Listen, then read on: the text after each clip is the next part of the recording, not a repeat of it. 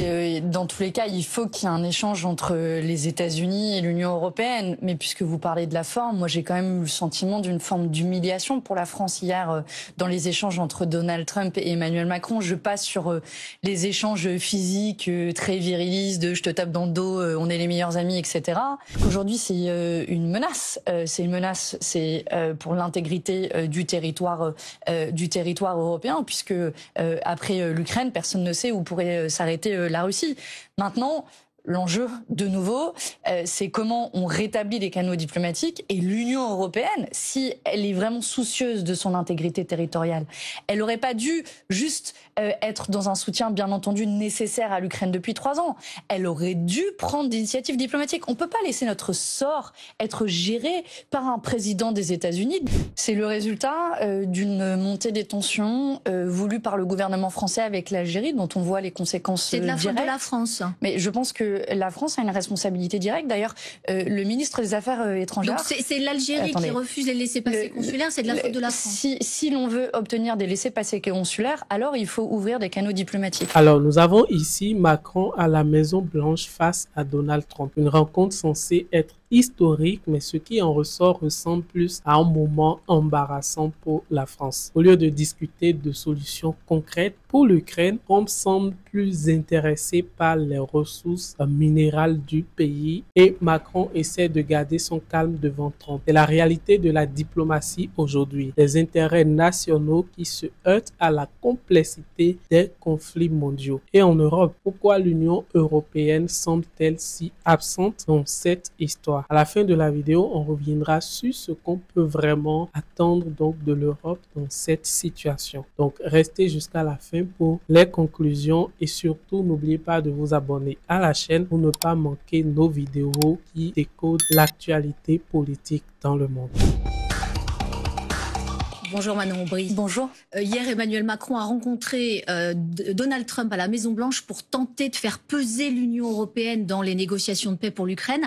D'abord, sur la forme, c'est une bonne chose que ce soit le président français qui défende les intérêts de l'Europe? Écoutez, dans tous les cas, il faut qu'il y ait un échange entre les États-Unis et l'Union européenne. Mais puisque vous parlez de la forme, moi j'ai quand même eu le sentiment d'une forme d'humiliation pour la France hier dans les échanges entre Donald Trump et Emmanuel Macron. Je passe sur les échanges physiques très virilistes de je te tape dans le dos, on est les meilleurs amis, etc. Je vous passe aussi le moment où Donald Trump discourt sur la manière dont il va licencier la moitié de l'administration publique américaine devant Emmanuel Macron. Mais sur le fond, j'ai pas eu le sentiment qu'il y a eu une véritable avancée vers un accord de paix hier, malheureusement. Emmanuel Macron, il plaide pour une force européenne déployée loin de la ligne de front pour assurer la sécurité après le cessez-le-feu. Il y a une dizaine de pays membres de l'Union européenne et de l'OTAN qui seraient d'ores et déjà partants. Est-ce que là aussi, vous approuvez la création de cette force de paix? Mais pour qu'il y ait une force de paix, il faut d'abord précisément faire la paix. Et hier, le principal enjeu de la discussion entre Donald Trump et Emmanuel Macron, si vous écoutez bien la conférence de presse, ce n'est pas la paix, c'est l'accès des États-Unis aux minéraux rares qui sont notamment dans les territoires occupés par la Russie. Alors ça fait partie du deal entre guillemets. Oui, mais ce sur quoi Vladimir Poutine a évidemment rebondi en disant mais bien sûr, pas de souci, je vous laisse l'accès aux minéraux rares, mais ce sont dans les territoires occupés. Il y en a une manière de reconnaître qui sont quand même au centre de l'Ukraine. Mais c'est une manière de reconnaître quelque part l'annexion de la Russie en Ukraine. Dans le même temps, d'ailleurs, aux Nations Unies était votée une résolution qui demandait le retrait des troupes russes en Ukraine. Cette résolution n'a pas été votée par les États-Unis. Donc, vous voyez qu'on est encore très loin d'un accord de paix, alors qu'il faut activer tous les canaux diplomatiques. Nous le disons depuis le début de la guerre. Nous avons été d'ailleurs assez moqués là-dessus en disant mais il n'y aura pas d'autre issue que la diplomatie à cette guerre. Et l'Union européenne est aux abonnés absents aurait dû jouer ce rôle pour faciliter cet accord de paix. Est-ce que le fait que Donald Trump ait confirmé qu'il va rencontrer dans les jours qui viennent Volodymyr Zelensky, pour vous, ça reste quand même un bon signal? Ça veut dire que quelque part, les Ukrainiens ont aussi leur place dans ce cessez-le-feu? Écoutez, s'ils le rencontrent uniquement pour discuter et mettre la pression sur Volodymyr Zelensky, sur l'accès de nouveau aux minerais rares, en disant finalement ce qu'a dit Donald Trump hier, c'était quasiment « I want my money back ». Je veux mon argent, j'ai investi de l'argent, moi, les États-Unis, alors Emmanuel dans Macron, cette guerre. Il a contesté les chiffres. Hein, oui, mais vous voyez bien que Donald Trump a dit, c'est vrai, en effet, n'importe quoi. Ils ont investi 500 milliards d'euros, alors que c'est beaucoup moins que ça dans le soutien militaire qu'a apporté les États-Unis à l'Ukraine. Mais le fait est que, de nouveau, l'enjeu, c'est comment on met tous les protagonistes autour de la table pour négocier un accord de paix et pas seulement un accès aux minerais. Et pour négocier un accord de paix, il faut mettre non seulement l'Ukraine autour de la table, et ça arrive bien tard, mais il faut aussi que l'Union européenne soit autour de la table. Emmanuel Macron parle de la Russie comme une menace existentielle pour les Européens. Est-ce que vous êtes d'accord avec ça ? Il est clair qu'aujourd'hui, c'est une menace. C'est une menace, c'est pour l'intégrité du territoire européen, puisque après l'Ukraine, personne ne sait où pourrait s'arrêter la Russie. Maintenant, l'enjeu, de nouveau, c'est comment on rétablit les canaux diplomatiques, et l'Union européenne, si elle est vraiment soucieuse de son intégrité territoriale, elle n'aurait pas dû juste être dans un soutien, bien entendu, nécessaire à l'Ukraine depuis 3 ans.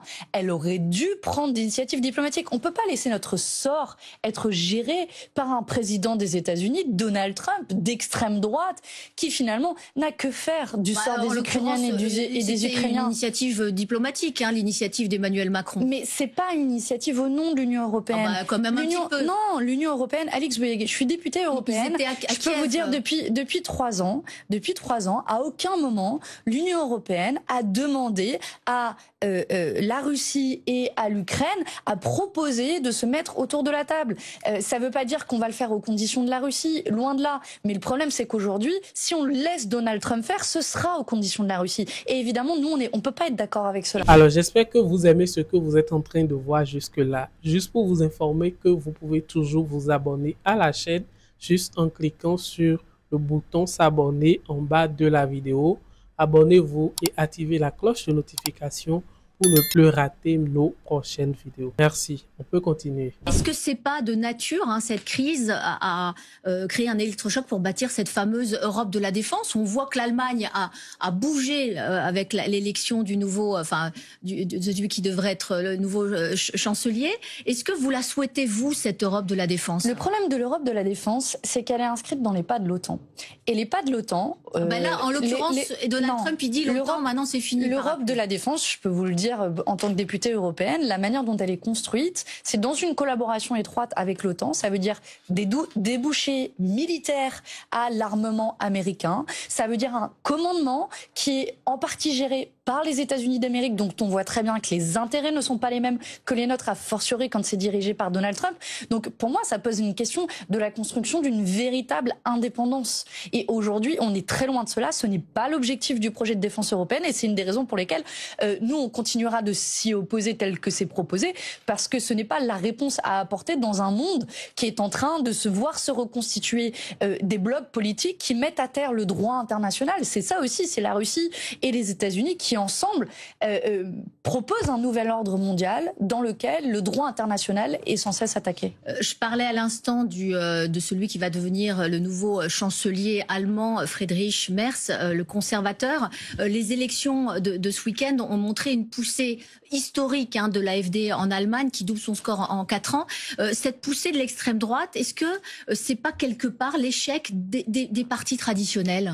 Là, vous avez raison, c'est l'échec de la coalition qui était au pouvoir, celle des libéraux, d'Emmanuel Macron, celle des sociodémocrates notamment, qui n'ont pas tenu leurs promesses. Peut-être au-delà de l'Allemagne, on voit que ça se passe aussi en Autriche, en Italie, aux Pays-Bas, en France. Marine Le Pen aussi, elle a doublé son score au dernier législatif. Vous avez raison, l'extrême droite est en train de se renforcer partout en Europe. Et ce qui est frappant en Allemagne, c'est qu'on n'est même pas dans une extrême droite qui tente de se dédiaboliser. On a une extrême droite, la l'AfD, adoratrice du Troisième Reich, qui propose une remigration, c'est-à-dire la déportation de toutes les personnes d'origine étrangère. Donc c'est un projet ouvertement néo-nazi qui a progressé plus que jamais en Allemagne. Moi, ce que j'observe aussi, c'est que mes camarades de Die Linke, de cette gauche qui est antifasciste et antiraciste, c'est aussi cette gauche-là qui a le plus progressé pendant ces élections et ce scrutin. Et je pense que c'est le chemin à suivre. C'est une des raisons pour lesquelles aussi nous, on appelle à une mobilisation le 22 mars prochain en France, justement contre le fascisme et contre le racisme qui est en train de progresser de nouveau partout en Europe. Et a fortiori, quand c'est en Allemagne et quand on connaît l'histoire de l'Allemagne, on a de quoi être inquiet. Le RN prend totalement ses distances avec l'AfD. C'est pas vrai. Jordan Bardella, Marine Le Pen... Non, je vous corrige parce que... Je termine juste ma phrase. Marine Le Pen n'a pas adressé de félicitations à Alice Weidel, donc la patronne de l'AfD, alors qu'Éric Zemmour était à ses côtés dimanche soir. Est-ce que vous savez que Jordan Bardella, président du groupe des Patriotes au Parlement européen, n'a pas exclu de réintégrer l'AfD dans son groupe politique. Non, c'est pas lui qui l'a pas exclu, c'est Viktor Orban qui souhaite le réaccueillir. Jordan Bardella ne l'a pas exclu et par ailleurs, il y a quelques semaines de cela, un événement a été organisé par l'AfD sur la remigration au Parlement européen et vous avez des députés européens du Rassemblement national comme Gilles Penel qui ont pris la défense de cet événement. Donc vous dites AfD, RN, même combat. Oui, les liens ne sont pas coupés. C'est la même idéologie. Porosité avec le néonazisme. Oui, pour le Rassemblement national. Ils votent ensemble au Parlement européen, ils défendent la même idéologie, le même projet politique, ils représentent le même danger. Et on pourrait être tenté par la sidération, la démobilisation. Mais moi, ce matin, j'en appelle à un sursaut à votre antenne, à tous les antifascistes de ce pays. Je pense qu'on ne peut pas rester les bras croisés face à notre destin et cette bascule de l'Union européenne. Il nous reste pas longtemps, 2 minutes, pour aborder ce qui s'est passé samedi. Un Algérien radicalisé a tué un passant et blessé plusieurs policiers. Cet homme était sous OQTF, obligation de quitter le territoire. L'Algérie aurait refusé à 10 reprises de délivrer un laissez-passer consulaire. Est-ce que cette situation vous choque ? C'est le résultat d'une montée des tensions voulue par le gouvernement français avec l'Algérie, dont on voit les conséquences directes. C'est de la faute de la France. Mais je pense que la France a une responsabilité directe. D'ailleurs, le ministre des Affaires étrangères... Donc c'est l'Algérie qui refuse les laissez-passer consulaires, c'est de la faute de la France. Si l'on veut obtenir des laissez-passer consulaires, alors il faut ouvrir des canaux diplomatiques. Et d'ailleurs, j'observe que le ministre des Affaires étrangères, Jean-Noël Barrot, n'est pas d'accord avec le ministre de l'Intérieur, Bruno Retailleau, puisqu'il a dit lui-même que le rapport de force avec l'Algérie n'avait pas d'objectif et pas de finalité. Donc moi, ce que je souhaite, c'est qu'on puisse rétablir des canaux diplomatiques avec l'Algérie plutôt que de faire monter le niveau de tension comme le fait le gouvernement. Mais est-ce qu'il faut réduire aujourd'hui le nombre de visas accordés aux Algériens ? Il y en a 250 000 et seuls 5% des OQTF visant des Algériens sont exécutés. Vous savez que le nombre de visas avec l'Algérie a déjà été réduit, diminué par 2 depuis 2017. Donc vous voyez que cette fuite en avant qui consiste à une chose, à assimiler l'ensemble des Franco-Algériens à des terroristes, l'ensemble des Franco-Algériens qui se sentent pointés du doigt, moi je refuse. Et il y a déjà des conditions très spéciales pour l'accès au visa. C'est déjà extrêmement difficile pour accéder à un visa quand vous êtes un Algérien. Et il y a des règles du droit commun qui doivent être respectées. Enfin, vous savez très bien que l'accord de 2007 exempte les détenteurs de passeports diplomatiques de tout visa.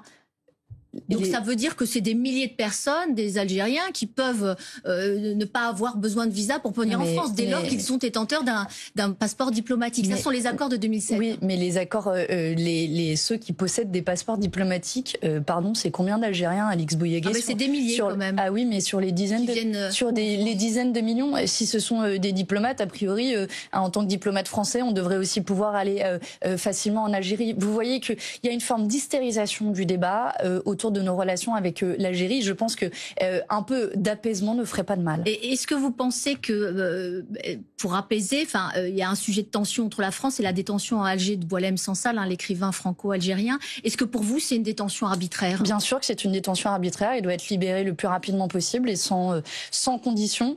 J'espère qu'il le sera le plus rapidement possible. J'ai vu qu'il a démarré une grève de la faim et je voudrais lui apporter tout mon soutien ce matin.